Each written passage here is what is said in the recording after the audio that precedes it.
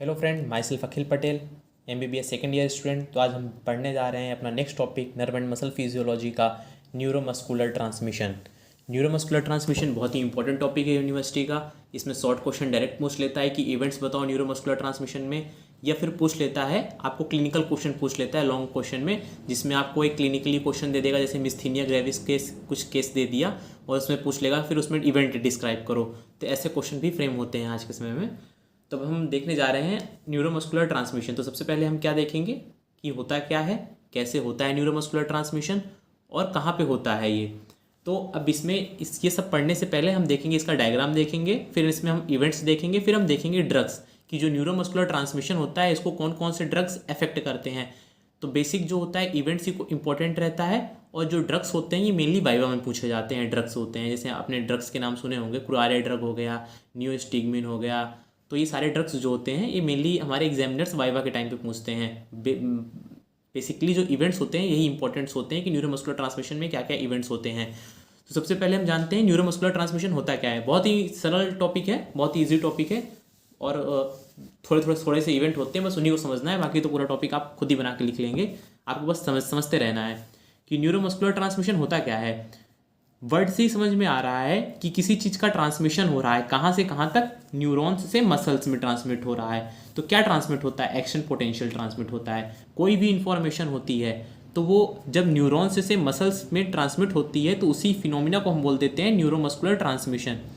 अब क्या ट्रांसमिट होता है, कैसे ट्रांसमिट होता है, तो यही हम आगे पढ़ेंगे कैसे कैसे ट्रांसमिट होता है। जैसे मान लीजिए कोई भी हमने ऑडिटरी इनपुट लिया, जैसे हमसे किसी ने बोला कि ये पेन को उठा करके यहाँ से यहाँ रखना है, तो इसका हमें ऑडिटरी इनपुट हमें किसी ने दिया, तो वो ऑडिटरी क्या होगा कि सेंसरी नर्व के थ्रू हमारा जाएगा कॉर्टेक्स में जाएगा, ऑडिटरी कॉर्टेक्स में जाएगा ब्रेन में। फिर ऑडिटरी कॉर्टेक्स से हमारी मोटर नर्व्स लेकर के आएंगी ये इन्फॉर्मेशन मसल्स में। तो मोटर नर्व्स हमारी मसल्स को इनर्वेट करेंगी, फिर मसल्स जो होगी हमारी कॉन्ट्रैक्ट करेगी और एक्शन परफॉर्म करेगी।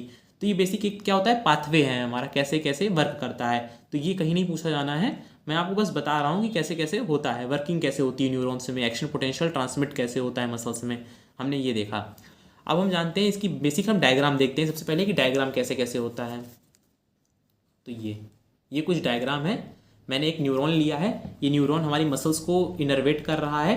ये मान लीजिए कोई मोटर न्यूरॉन है जो कि हमारा आया है, और ये हमारी जो इसके एक्सॉन टर्मिनल्स हैं ये इनर्वेट कर रहे हैं हमारे मोटर न्यूरॉन को। ये हमारा एक्सॉन है, ये हमारे आगे की तरफ डेंड्राइट्स हैं, ये हमारा न्यूरोलेमा प्रेजेंट है, ये हमारे एक्सॉन टर्मिनल्स हैं, और हमारी ये सार्कोमियर में मसल हो गई, सार्कोलेमा आउटर मेम्ब्रेन हो गई। अब इसी को अगर हम जूम करें कि एक्सॉन टर्मिनल को, तो कुछ हमारा ऐसे करके डायग्राम आएगा, जिसमें हमारा ये एक एक्सॉन टर्मिनल प्रेजेंट होता है। एक्सॉन टर्मिनल्स के अंदर हमारे प्रेजेंट रहते हैं माइटोकॉन्ड्रिया प्रेजेंट रहते हैं। अभी माइटोकॉन्ड्रिया क्यों इतने सारे प्रेजेंट रहते हैं, क्यों, क्योंकि हमें यहाँ पे चाहिए होता है एसिटोकोलिन। तो एसिटोकोलिन के सिंथेसिस में एटीपी बहुत ज़्यादा चाहिए होती है, और हम जानते हैं कि एटीपी का सिंथेसिस कहाँ होता है, माइटोकॉन्ड्रिया में होता है। तो यहाँ पे जो एक्सॉन टर्मिनल है माइटोकॉन्ड्रिया बहुत ही ज़्यादा रिच रहते हैं, और हमारा जो एक्सॉन टर्मिनल रहते हैं इनमें प्रेजेंट रहते हैं वोल्टेज गेटेड कैल्शियम चैनल्स। क्यों प्रेजेंट रहते हैं ये हम आगे देखेंगे। और इसको हम प्री सिनेप्टिक मेम्ब्रेन भी बोलते हैं, क्योंकि क्या यहाँ पे एक सिनेप्स का फॉर्मेशन हो रहा है। तो जो पहले होगा उसको क्या बोलेंगे, प्री सिनेप्टिक मेम्ब्रेन, और जो बाद में इसको क्या बोलेंगे, पोस्ट सिनेप्टिक मेम्ब्रेन बोलेंगे। और इन दोनों के बीच के स्पेस को क्या बोलते हैं, सिनेप्टिक क्लेफ्ट बोलते हैं। और इसी को हम एक चीज़ और बोल देते हैं, न्यूरोमस्कुलर जंक्शन। न्यूरॉन्स और मसल्स के बीच में जो जंक्शन क्रिएट हो रहा है ना, इसी को बोल देते हैं न्यूरोमस्कुलर जंक्शन। और इसका एक और नाम होता है, क्या होता है, मोटर एंड प्लेट। क्या बोलते हैं, मोटर एंड प्लेट। अब ये लोगों को कंफ्यूज होता है कि इसको मोटर एंड प्लेट क्यों बोलते हैं। जैसे मेरा वाइवा जब हुआ था तो मुझसे क्वेश्चन पूछा गया था कि इसको हम motor end plate, neuromuscular junction को मोटर एंड प्लेट क्यों बोलते हैं। इसको हम मोटर एंड प्लेट इसलिए से बोलते हैं क्योंकि क्या भी होता है कि जो मोटर न्यूरॉन्स होते हैं ये हमारे मसल्स में आकर के एंड हो रहे होते हैं, इनर्वेट कर रहे होते हैं, जो कि अब हमारा जो इन्फॉर्मेशन होता है मोटर न्यूरॉन्स के थ्रू इनर्वेट करते हैं मसल्स को।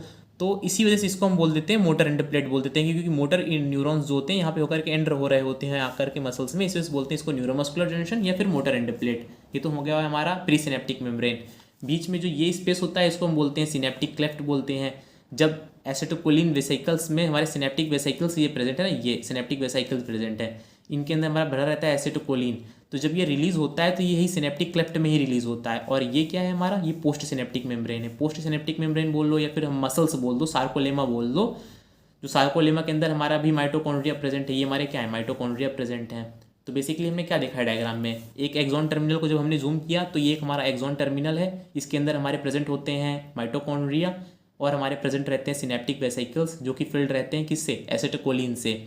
अभी सिनेप्टिक वेसिकल कैसे आया, एसिटिकोलिन कहाँ से आया, तो ये बेसिकली क्या होता है कि जो एसिटिकोलिन और जो सिनेप्टिक वेसिकल्स होते हैं इन दोनों का सिंथेसिस हमारा जो ये नहीं है, ये यहाँ पे सिंथेसिस होता है, साइटोसोमा में सिंथेसिस होता है, फिर यहाँ से ट्रांसफ़र होते हैं हमारे एक्सॉन टर्मिनल्स में, फिर यहाँ पे हमारे जो एसिटिकोलिन का सिंथेसिस होता जाता है और साथ में इनकी हमारे जो सिनेप्टिक वेसिकल्स हैं इनमें एसिटिकोलिन भर जाता है और फिर जब एसिटिकोलिन होता है यहाँ पे रिलीज़ होता है। अभी कैसे रिलीज़ होता है, अब इसको भी अगर हम एक को जूम करें तो कुछ ऐसा करके निकल करके आएगा।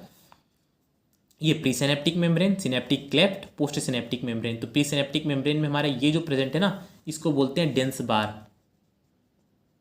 बार प्रेजेंट रहते हैं। और डेंस बार के जस्ट अगल बगल हमारे जो प्रेजेंट रहती है इसको बोलते हैं रिलीज साइट, रिलीज साइट होती हैं। यहीं से हमारी जो सिनेप्टिक वेसिकल्स होती हैं आकर के फ्यूज़ होती हैं और एसिटिकोलिन रिलीज़ कर देती हैं।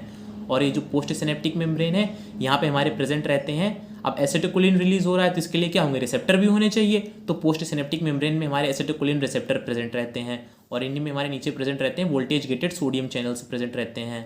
ये voltage gated sodium channels present हैं। तो बेसिक अब हम क्या पढ़ेंगे, अब हम यही देखेंगे कि जो हमारा इवेंट्स क्या क्या होते हैं न्यूरोमस्कुलर ट्रांसमिशन में। हमने डायग्राम तो देख लिया कि एक न्यूरॉन हो, फिर हमने एक एक्सॉन को जूम किया तो ऐसा डायग्राम आया, फिर हमने एक एक्सॉन को भी अगर इसको और जूम किया, फर्दर जूम किया तो कुछ ऐसा करके डायग्राम आया। एक गाइटन से डायग्राम मैंने लिया है, आप गाइटन में भी इसको देख सकते हैं आराम से। अब बेसिक हम देख रहे हैं इवेंट्स क्या क्या होते हैं। जैसे मैंने आपको बोला था अभी, मैंने एक एग्जांपल लिया था कि जैसे पेन को मैंने यहाँ से उठा के ऐसे करके रखा, ऑडिटरी इनपुट हमारी मोटर न्यूरॉन लेकर के आए, तो मोटर न्यूरॉन से क्या होता है, सबसे पहले क्या होता है, हमारा एक्शन पोटेंशियल आया। ये मान लीजिए एक्शन पोटेंशियल आया। एक्शन पोटेंशियल कैसे आता है भाई, पहले नर्व हमारी कैसी रहती है, रेस्टिंग मेम्ब्रेन में रहती है, तो ऐसे ही एक्शन पोटेंशियल जनरेट हुआ, मतलब सोडियम की एंट्री हुई अंदर की तरफ। सोडियम जैसे एंटर होगा अंदर तो क्या होगा, पोटेंशियल जो होगा पहले निगेटिव था वो पॉजिटिव हो जाएगा। In short action potential generate होगा। अब अगर आपने एक्शन पोटेंशियल का मेरा वीडियो नहीं देखा है तो आप जाकर के एक्शन पोटेंशियल का वीडियो देख सकते हैं। हाँ, तो अब देखते हैं एक्शन पोटेंशियल आ गया, नीचे आया, action potential moves down the nerve. फिर एक्शन पोटेंशियल जैसे ही आता है तो यहाँ पे हमारा क्या हो गया, डिपोलराइज हुआ ये। तो इसकी वजह से क्या होगा, हमारे वोल्टेज गेटेड कैल्शियम चैनल्स हैं जो ये प्रेजेंट है ना, वोल्टेज गेटेड कैल्शियम चैनल्स ये ओपन हो जाते हैं। जैसे ही voltage gated calcium channels open होंगे तो कैल्शियम क्या होगा, अंदर आएगा।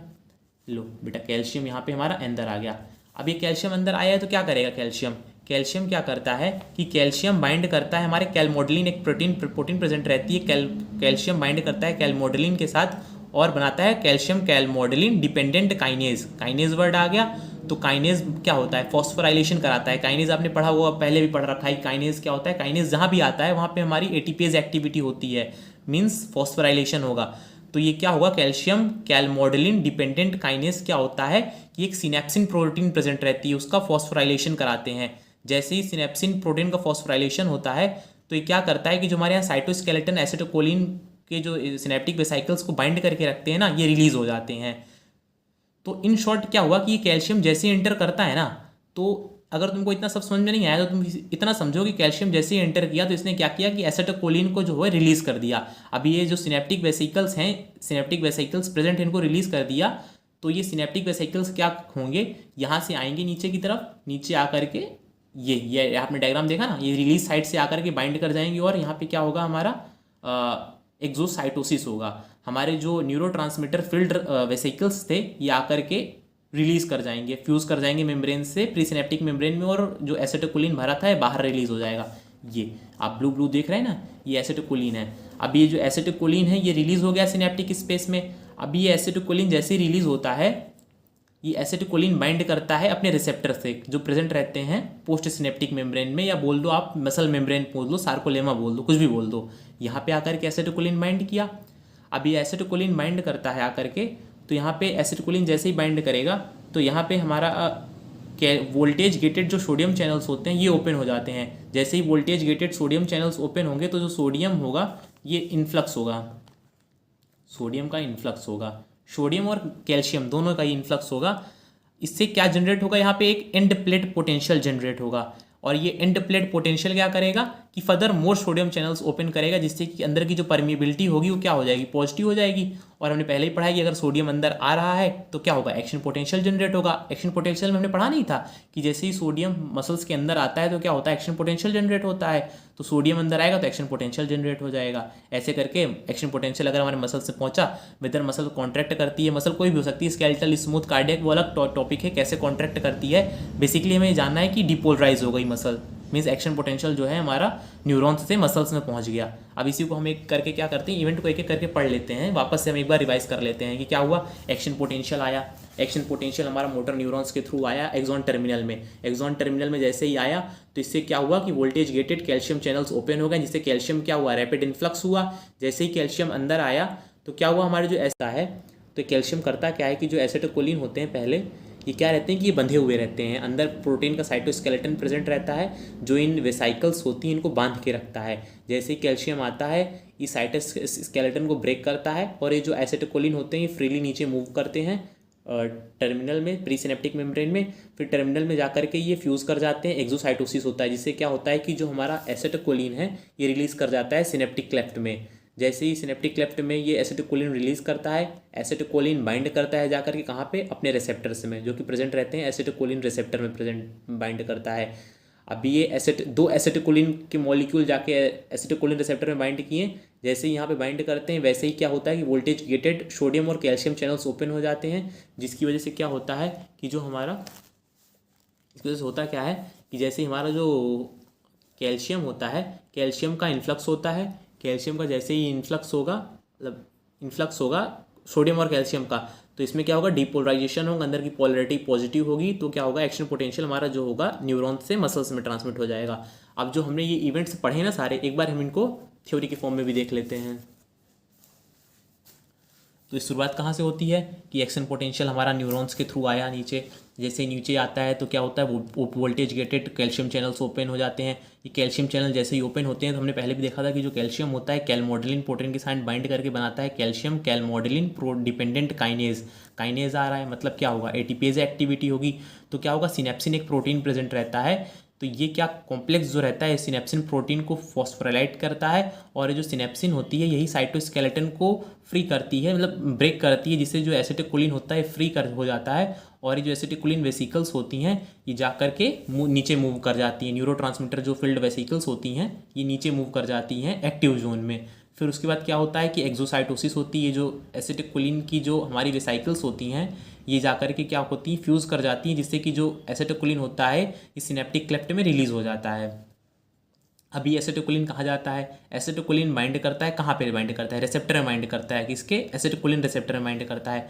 जैसे ये रिसेप्टर में बाइंड करेगा इससे क्या होगा, हमारे सोडियम और कैल्शियम चैनल्स ओपन हो जाते हैं। जैसे ही सोडियम और कैल्शियम चैनल्स ओपन होंगे तो सोडियम और कैल्शियम का क्या होगा, इन्फ्लक्स होगा, इससे क्या होगा, एंड प्लेट पोटेंशियल जनरेट होगा। ये एंड प्लेट पोटेंशियल ही क्या होता है कि हमारा मेनली एक्शन पोटेंशियल को जनरेट कराता है सार्कोलेमा में।